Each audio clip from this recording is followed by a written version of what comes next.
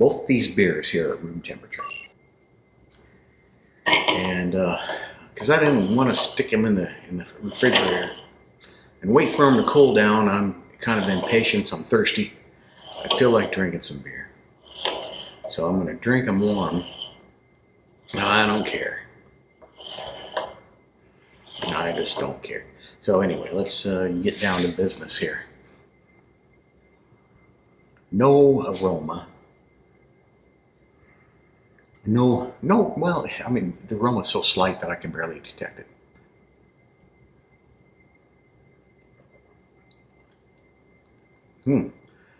It's got a very caramely taste to it. It might have some, it's got some bitter finish. Quite bitter.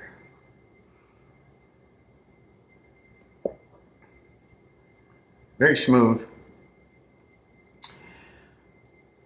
It's also quite bitter.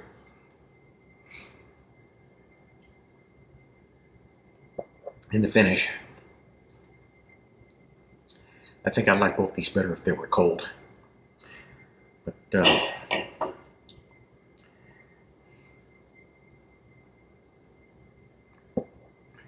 I think this one's slightly sweeter. It's got some sweetness to it. This one's rather harsh. The bitterness is kind of strong.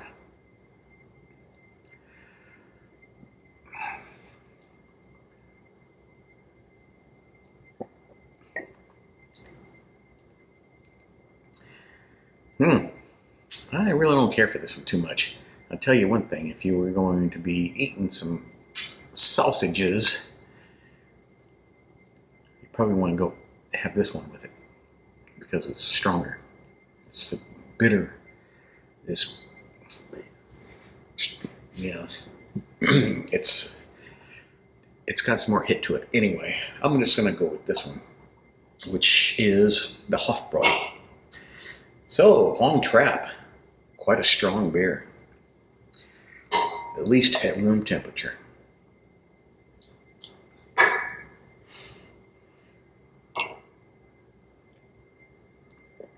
But I prefer Hofbräu, at least at room temperature. A much more drinkable Dunkel. Now I got to get some. I've got to get some Negro Modelo to compare. And that'll probably be it for my Dunkel comparisons because there just aren't that many Dunkels in the store. I found this one just because I looked online, did a search for Dunkels, and they had this one. They have an Eyinger. That's one I'll have to try. Eyinger. It's called a black lager, but black lager and Dunkels. As far as I'm concerned, it's about the same thing. It's like a difference between a Pilsner and a lager. So, there you go. Hofbräu takes the win. Hofbräu, number one so far, coming to Dunkels, or at least undefeated at 1-0. But we also have, I think, who won the last Dunkel comparison? It was Flensburger. Flensburger, that's $22 a 6-pack. I don't think I'm going to be comparing that anymore because that's rather expensive. So, but Flensburg took out Negro Modelo. But until you put a lime in it. When you put a lime in it, then Negro Modelo wins. All right, enough is enough. Okay, now it's time for a right comparison between these two beers. Hofbräu Dunkel and von Trapp Dunkel from Vermont. Of course, Hofbräu is from Munich. Well, I can't do this blindfolded now because I just poured the whole can into this mug, and as you can see, the 12 ounces is more than 30 milliliters or whatever this is. 33 milliliters. Yeah. Or 330 milliliters. Because I will know which one has the more if I try to do it blindfolded. Anyway, I poured them both. I didn't pour them in such a manner to minimize the foam. I poured them so that there would be a little bit of foam, and they both did have a little bit of foam. The Hofbräu's foam has dissipated already. So let me, I wrote down some stuff and share that with you now. The beer advocate rating for Hofbräu is 86, which is considered very good, and 89 for Von Trapp. So this one is rated slightly higher than Hofbräu Dunkel. ABV 5.7 for Von Trapp and 5.5 for the Hofbräu. IBUs, which is bitterness units, 22 for Von Trapp and between 20 and 25 for Hofbräu Dunkel. So we'll say 22.5. Okay, this comes from Stowe, Vermont. I didn't know the city, but now I do. Calories. The Von Trapp Dunkel has between 190 and 200 calories, so we'll say 195. And the Munich Hofbräu Dunkel has between 185 and 195, so we'll say 190. So 5 more calories in this on average. Hop flavor. So this, subtle floral herbal notes. So there are those terms again that I don't know what they mean. Floral and herbal, which doesn't tell me a lot. Whereas the hop flavor of the Munich for the Hofbräu Dunkel is minimal, faint, earthy, and herbal notes. So the malt flavor, we'll go with this one first, is caramel, toasted bread crust, chocolate. Whereas this one is toasted malt, light roast, dark fruit. We'll see. So the feel, medium body, creamy and smooth. And I believe I would have to agree with that. Medium light, clean, crisp, and dry. All right, so let's try it now. I'll start with this one since it has more. And I'm going to see how this compares to the description.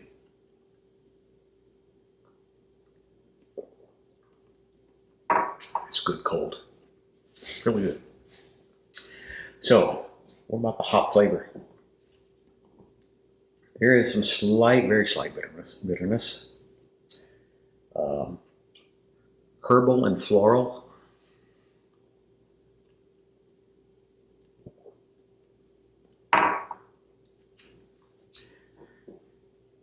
It's quite bitter there. More of an earthy tone, or earthy taste, I guess. If earthy means dirt-like. We'll try this one.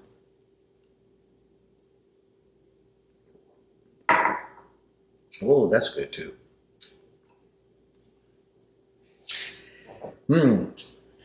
Faint, earthy herbal notes. Caramel, toasted bread crust, chocolate.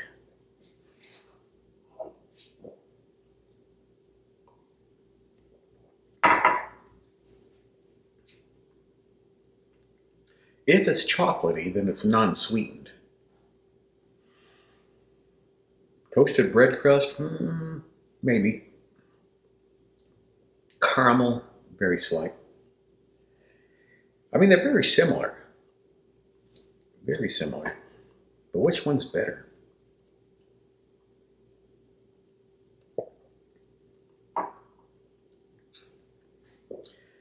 This one, during the finish, has more of a light lager feel to it.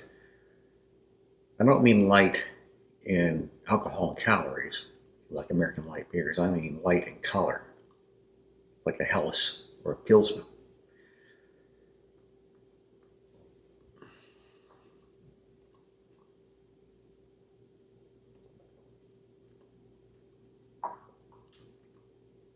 Going in.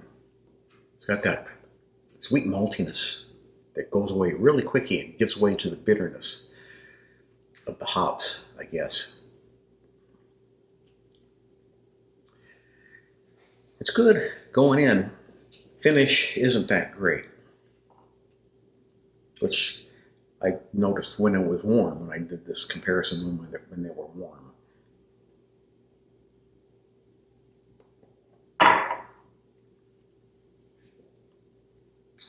Yeah, I guess got some carameliness to that.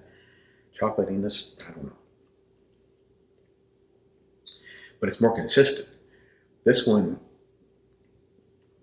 has a consistent taste and feel from the beginning to the end. Whereas this one doesn't. It changes.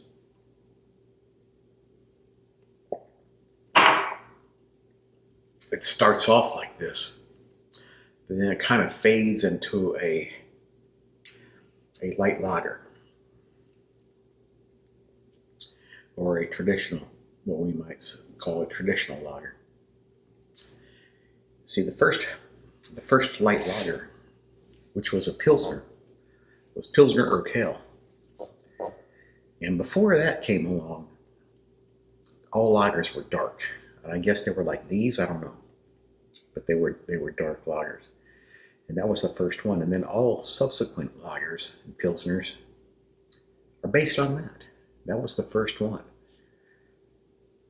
And then other beer makers started trying to duplicate it and made their own versions. And now we have lagers and Pilsners and Helles, European lagers, American adjunct lagers,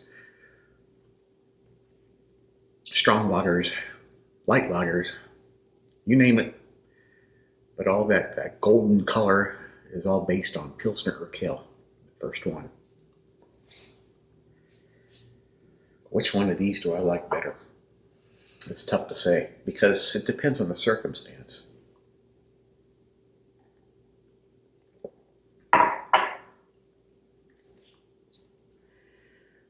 This is drinkable. I could drink this anytime. This one, I don't have a problem with bitterness, but I'm not that crazy about this one. It's good, but I think I would prefer this one. So,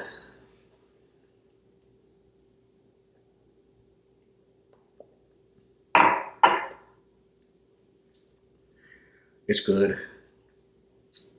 No bad aftertaste, no bitter.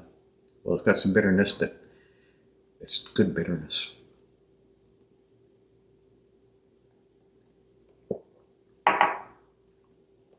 this one it's the aftertaste which kills this, the finish, which makes me choose this one for another one. If I was going to drink more, I would drink this more, as opposed to this. If I was going to buy another 6-pack just to sit around and drink, I would buy a 6-pack of this instead of this. So I'm saying this one's quite a bit more bitter, but it's got IBU of 22. Whereas this one has IBU between 20 and 25, so 22 on the average, 22 and a half, or the medium point, not necessarily average, because it could look like a curve like this. So the median of this, 22 and a half, this is 22. But this one definitely seems a lot more bitter in the finish. I'm going to give this win to Hofbräu.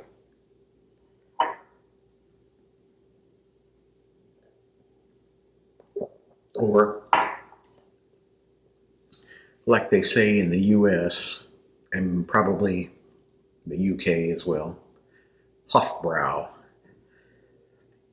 But I've said this before in other videos. You see that umlaut above the A? That if you could rewrite this in English as an AE.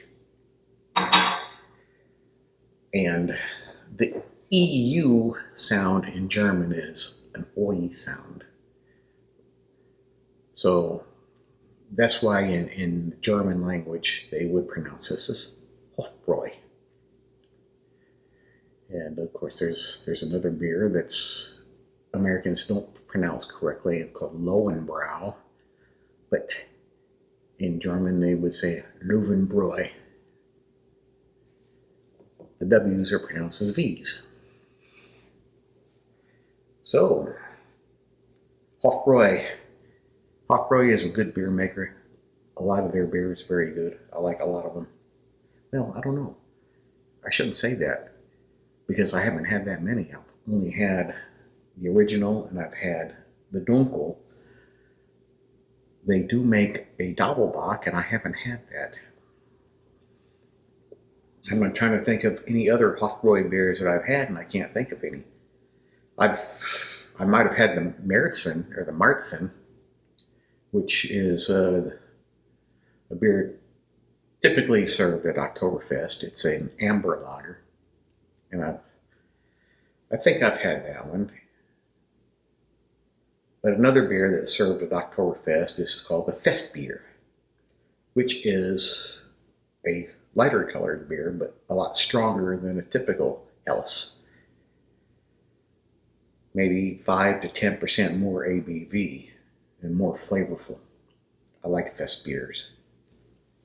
And I don't think that I've had Hofbräu's version of the Fest beer because I've been to the Hofbräuhaus in Munich during Oktoberfest, but I've never been to the Hofbräu tent at the Wiesn. And the reason is because every time that I've gone there, it's been crowded as shit. So I go to another tent that's not so crowded, like the Palana, or the Spaten, or Augustlina. I've been to those tents. I've been to many tents, the Hakashwa. And I've had their beers, whatever beers they typically serve at Oktoberfest, be it the Festbier or the regular Helles. They were all good, or I enjoyed them all, at least at the time. But I've never been to the Hofbräu beer tent. I've been outside of it. I've taken photos of it. I have it on video, but I've never gone inside. Or maybe I did go inside the first time I went there. Maybe I went inside. I saw that it was too fucking crowded, so I left and went to another beer tent. Which is a shame. Nobody goes to the Hofbräu tent because it's too crowded.